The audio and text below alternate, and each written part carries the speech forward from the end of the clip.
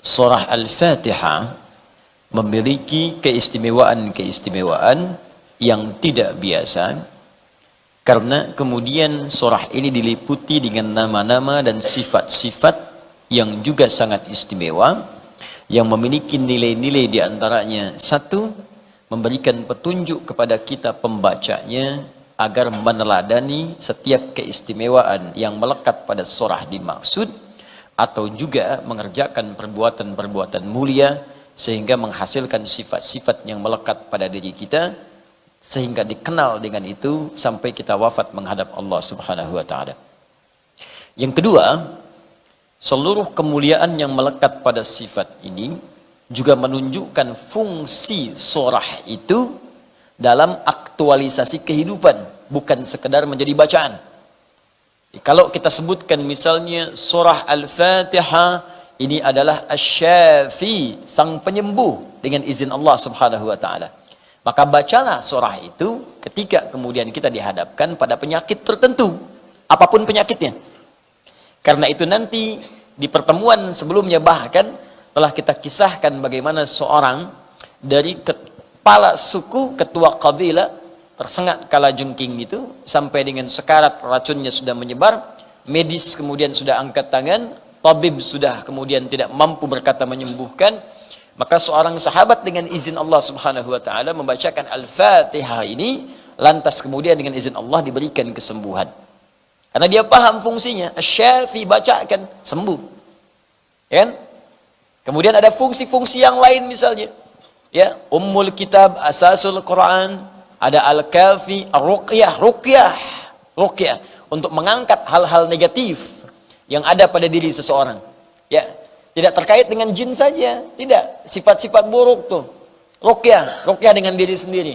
Ya, selalu iri hati pada orang misalnya, punya sifat dengki, dendam berlebihan. Ya, hati-hati, merasa bahagia kalau orang susah. Bahagia nih kalau dia susah nih. Nah, itu bahaya, itu sifat itu. Bahkan kata Al-Quran diisyaratkan, orang hasad itu sampai malam gelap gulita, itu nggak bisa tidur. Makanya kita berlindung dari penyakit hasad ini, karena dampaknya ini bisa membuat kita pun gelisah yang terkenanya. Sampai tidur pun nggak enak. Qul a'udzu birabbil falaq, min syarri ma khalaq, wa min syarri ghasiqin idza waqab, wa min syarri naffatsati fil 'uqad, wa min syarri hasidin idza. Perhatikan, orang hasad itu disamakan dengan penyihir. Awas, naffatsati fil 'uqad. Ya, sama dengan penjahat di waktu malam, ghasiqin idza waqab. Kalau Anda tinggal di satu tempat misalnya, masuk ke satu tempat atau hutan belantara yang banyak perompaknya, tiba waktu malam, tenang nggak? Tidak. Karena kapan saja bisa dirampok, kapan saja bisa dirampak, Anda nggak tenang. Sama dengan begini, Anda ingin uji nyali, mau ada TV mau nggak? Masuk kemudian ke satu tempat, rumah yang sudah ada bongkahannya, tidak ada tuannya, ada pohon tumbuh di dalamnya, ya. Tiba-tiba mau tidur di situ, belum masuk sudah bergerak. Wah, terdengar suara. Apalagi jelas terdengar, balik siap, katanya kan. Oh, pulang, dan sebagainya. Suara terdengar, pulang, ya kan? Baik, mau tidur di situ tenang nggak? Tidak. Dan naffatsati fil 'uqad, ghasiqin idza waqab. Sama orang hasad juga begitu. Hati-hati. Kalau antum hasad, baik yang dihasadi atau yang hasad itu nggak bisa tenang. Bahkan mau tidur pun masih mikirkan orang yang dihasadi. Capek hidupnya. Dalam mimpi pun masih ke bawah juga. Gara-gara dia nih beli kulkas dalam tidur, Anda bayangkan. Masih ke bawah, hidupnya nggak enak. Wa min syarri hasidin idza hasad. Nah, kalau ada penyakit seperti itu, riya ka, iri hati ka, dengki ka, sum'ah ka, ruqyah. Apa di antara alat ruqyah? Bukan cuma yang kul ats-tsalatsa, al-mu'awwadz ats-tsalaats. Ya, qul a'udzu birabbil falaq, qul a'udzu birabbin nas, sebelum keduanya qul huwallahu ahad. Selain 3 surah itu Al-Fatihah.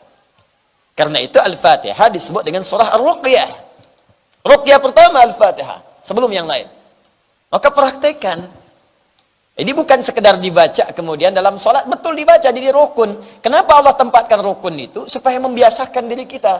Makanya orang sehat itu jiwanya pun sehat. Orang sholat jiwanya sehat, pikirannya sehat. Karena tiap hari dia meruqyah dirinya 17 kali dalam sehari.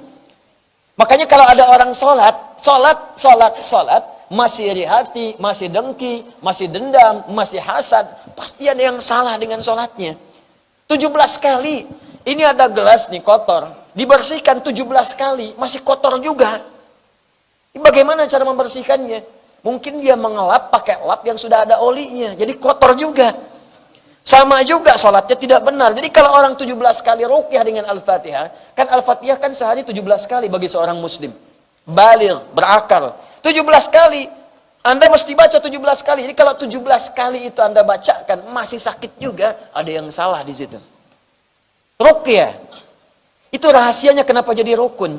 Kenapa mesti kita baca? Karena Allah inginkan fisik kita sehat, jiwa kita sehat, dan sempurna cara berikhtiar dalam kehidupan kita.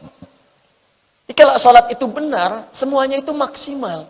Rezeki datang, jiwa kita sehat, fisik kita kuat. Karena Syafi mengangkat semua penyakit. Quran surah ke-17 ayat ke-82. Wa nunazzilu minal Qur'ani ma huwa syifaa'un wa rahmatun lil mu'minin. Kami turunkan dari ayat Al-Qur'an itu minnya tab'id sebagian. Ada yang mengatakan istighraq semua.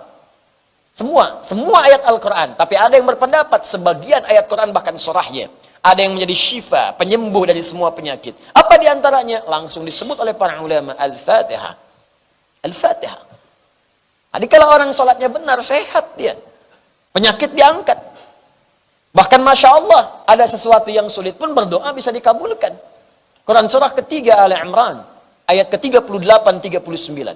Ketika dalam sholat berdiri, minta kepada Allah, minta. Begitu minta dikabulkan. Ya, minta qala rabbi habli min ladunka dzurriyyatan thayyibah. Maka ia berdoa Nabi Zakaria, ya Allah, mereka mengatakan aku nggak mungkin punya keturunan.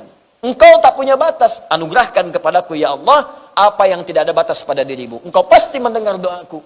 Kalau yang pada Maha mendengar saya tidak mengabulkan, lantas kepada siapa lagi aku mesti memintanya? Fanadathul malaikatu wa huwa qaimun yusalli fil mihrab. Maka turunlah malaikat sedangkan beliau itu masih berdiri dalam salatnya di mihrab. Masih berdiri dalam salat.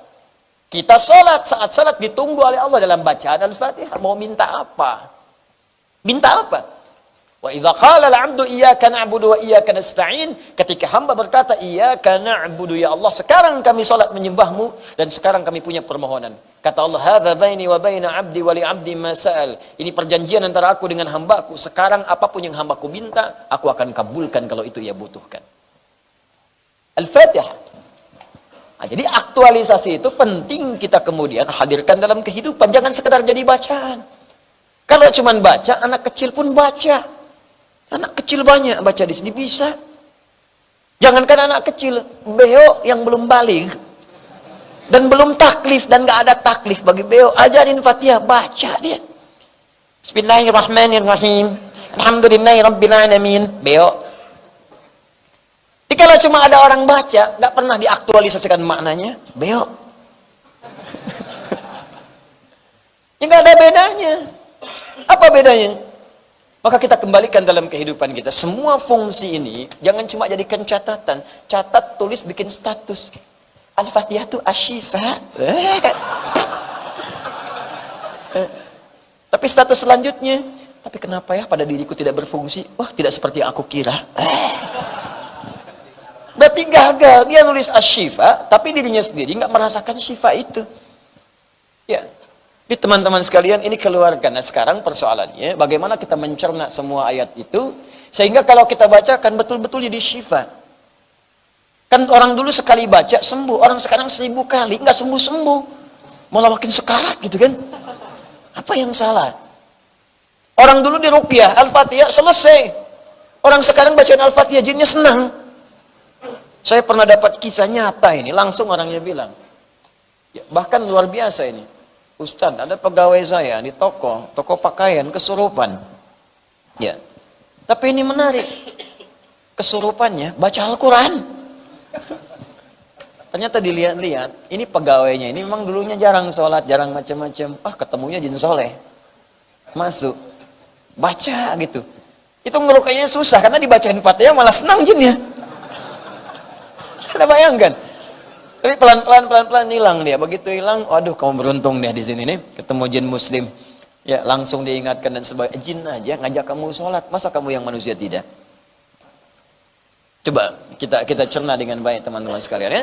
Di sini kita punya tugas bagaimana mengaktualisasikan nama-nama ini supaya hadir dalam kehidupan kita, baik dalam konteks ibadah, benar bacaan Al-Fatihah saat sholat, atau benar bacaan Al-Fatihah dalam konteks bacaan Al-Quran dan murajaah, atau juga dalam konteks yang lebih luas yaitu mengamalkan isinya dalam kehidupan sesuai dengan fungsinya.